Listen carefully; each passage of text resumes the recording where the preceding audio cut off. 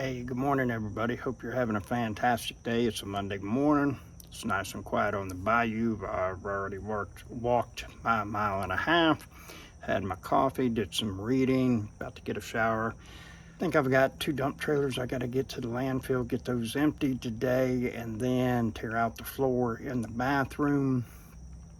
And I got to check what else is on the list. I know I got to make some phone calls and follow up on some roof estimates. All right, so here we are. It's been a great weekend. My girlfriend Joni, she's got a company that she started. She's in advertising, marketing. Had some people from different parts of the country that are on the team with her. Got to meet them, put some faces with some names, good food, a lot of time at the pool, had some great fellowshipping and just a lot of laughs and everything like that. And then last night, Joni and I, just by ourselves, we go and have dinner at a place. We're on Pensacola Beach. And, you know, one of the cool things about Pensacola is that we're home to the Blue Angels. I don't know why or how it works or anything like that, but every now and then they do what they call a flyby. And it's just at one time they come by in formation and they on the beach. Well, we're right on the beach, the closest that we can get to the water with being able to purchase food. We're there, didn't even know it and everything, but they're doing a drive-by or a flyby, okay? So this happens, this occurs, and we get to see them over on this side of Pensacola Beach, and then they make a big loop and then go down the actual beach that's facing the Gulf. Super cool when it happens, because way in the distance, you'll see them and they're just itty bitty tiny specks, and then at some point they hit the afterburners, the trail of smoke comes out from each one of them, and then they become very apparent on how close they are and everything. So we do this, have some great conversation, doing some people watching, and eat some great food, and then we decide to order dessert. And on the menu is Florida orange cheesecake, 1 pound slice. And I'm like, holy smokes. Joni says, let's do it. I said, okay. So we go ahead and we get this slice of cheesecake, and it is absolutely amazing. And of course, I ordered a glass of milk with it. I asked the guys at Rich, and he said, it's pretty good and everything. I'm like, okay, well, give me a glass of milk with that. So thing comes out, it's huge. It's like almost 6 inches tall, about that wide, you know, comes down into a slice. Absolutely amazing to the palate. The taste was absolutely incredible. However, there's something that happened with this whole thing that just set off the whole weekend.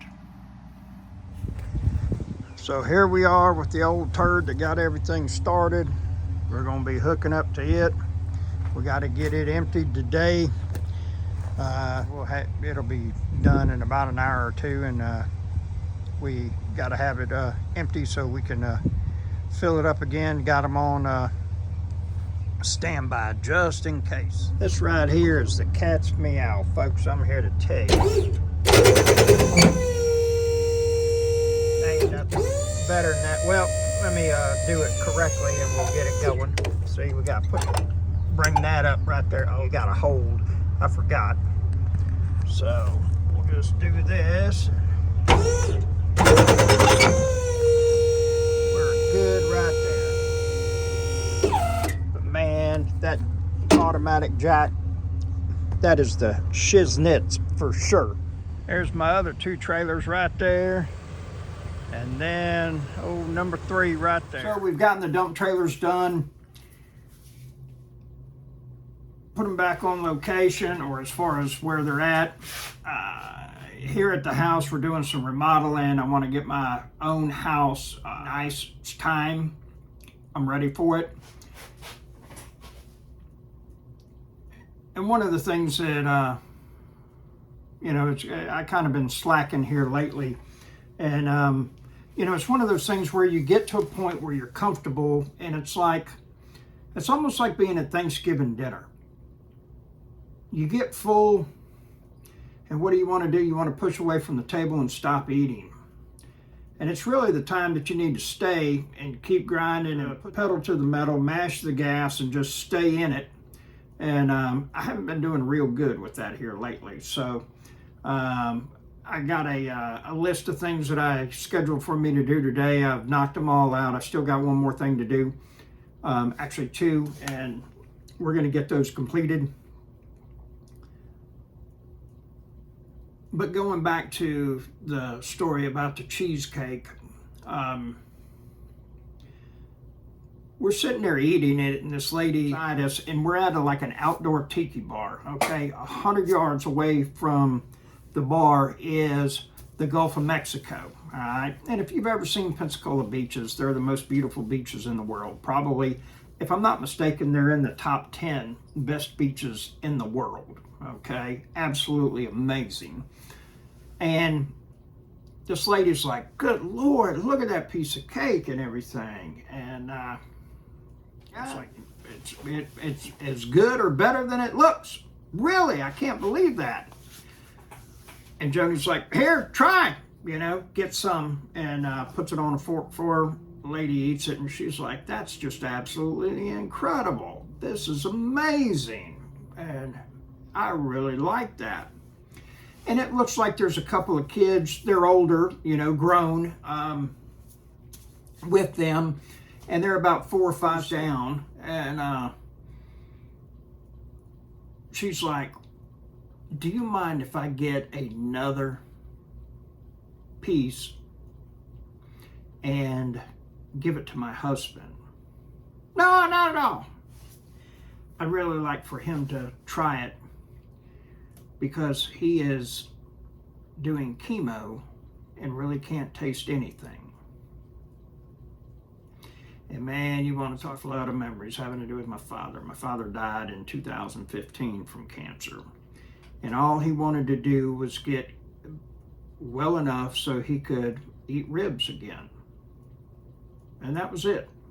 And unfortunately, from basically when he started chemo and radiation to the day he died, he never got to the point where he could eat ribs again. Unfortunately, he had esophageal cancer.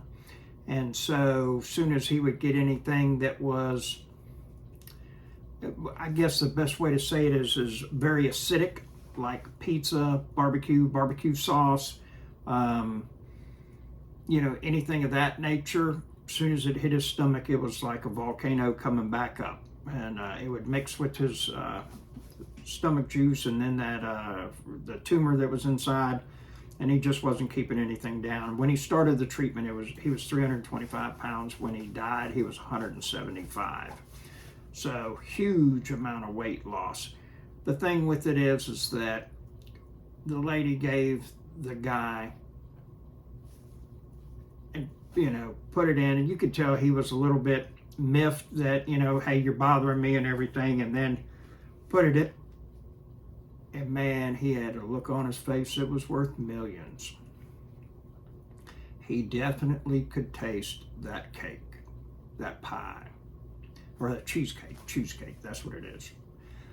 And it was just such a cool thing to be able to be a part of that. And then we got the bartender, and he was like, man, they had that on, and then they took it off for 5 years. And I'm like, well, how long you been working here? And he was like, well, off and on about 9. I said, I know, I got you, man. I said, the longest place I ever had a job was at delivering pizzas, and I was there 2 different times, total of about 7 years. And he laughed, and I said, last time I went back to work for him, man, I had a roommate. He skipped out on his bills. I had to get some money, and I had to get some food to be able to eat, So went to work, back to work delivering pizza. Every night, you'd always leave with tips and commission for your gas, and and then you also had all the food and everything, so you got to eat. So, and he was like, yeah, I get it, man. I know that's right.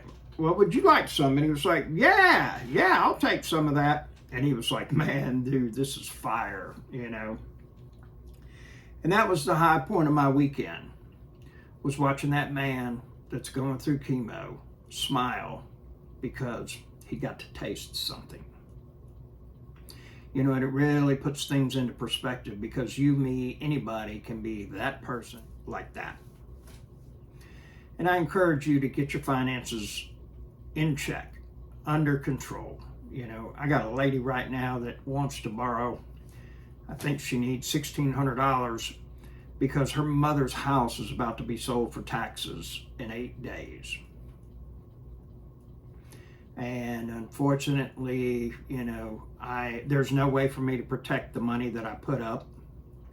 You know, the other thing is that, you know, she got a high dollar set of rims on the car, a lot of clothes, and, you know, she's over the age of 50, and she gets paid on the 3rd. And I was like, what about doing a payday loan? Well, my bank account hasn't been open for 6 months.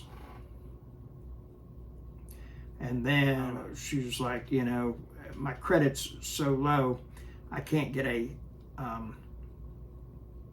high risk loan. And I'm like, you're screwed. You know, that's what I'm thinking to myself. You're screwed. Bad situation to be in right there, folks. So there you have it. It's this weekend, and you know, I'll show more of what's going on, and we'll make it happen.